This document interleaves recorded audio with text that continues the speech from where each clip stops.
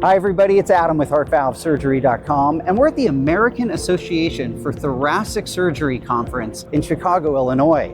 I'm thrilled to be joined by Dr. Ismail El-Hamamsy, who's the director of aortic surgery at Mount Sinai Health in New York City, New York. Dr. El-Hamamsy, it is great to see you again, and thanks for being with me today. Adam, always good to see you. Yeah, so we were just talking about here at AATS, there's a lot of research and publications coming out. There's also discussions about innovations in the field of heart valve therapy. Your specialty in the Ross procedure, I understand you have been refining the technique, innovating. Can you share with all the patients in our community what you've been working on?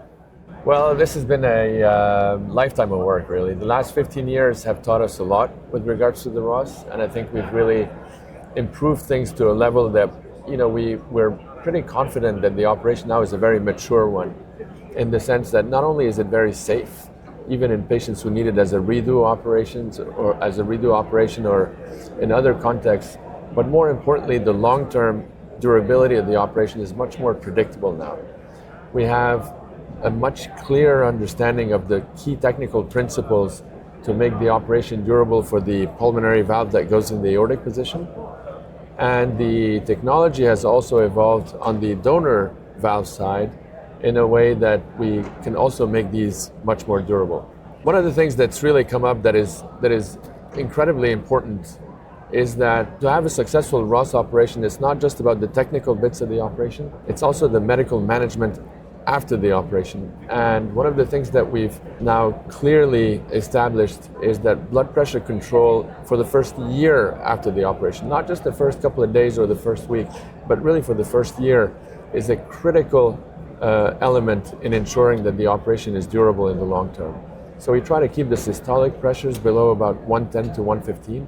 And I'll tell all your patients, this is something that they need to be working on with their doctor, with their surgeons or with their cardiologists. They need to leave with a blood pressure cuff at home. One cannot overemphasize the importance of blood pressure management. Now, how does that translate into outcomes? Well, it's actually quite timely that we're having this conversation. We have a study that will be coming out in the Journal of the American College of Cardiology, looking at our inaugural 455 cases that I'd done in Canada before moving to New York. And what is unique about that patient population is that from day one, we've been prospectively following all these patients on an annual basis with clinical and echocardiographic follow-up. So we have 98% completeness of follow-up annually for these, so very, very granular data. And I don't know if I can share the data yet, but I will share it with you, Adam, because it's so exciting, actually. We're very encouraged for patients.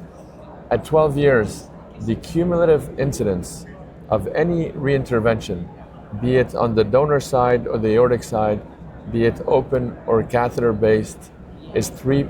3% at 12 years, which is unmatched in terms of effectiveness for patients, particularly in that age group. The average age was around 48. And so to have an operation that not only restores survival versus the general population, but where the incidence of any reintervention is that low, is incredibly exciting for patients. So I think that the Ross is really, the renaissance that we're observing for the Ross is not only based on theory, but it's really now, etched in practice and in actual data that's very, very encouraging for all our patients. Well, as a Ross procedure patient myself, I cannot thank you for having the commitment, the dedication, and the team to follow the patients, learn, and continue to modify and enhance this procedure. And on behalf of all of them in our community, Dr. El-Hamamsy, thanks for being with me today. Thank you, Adam.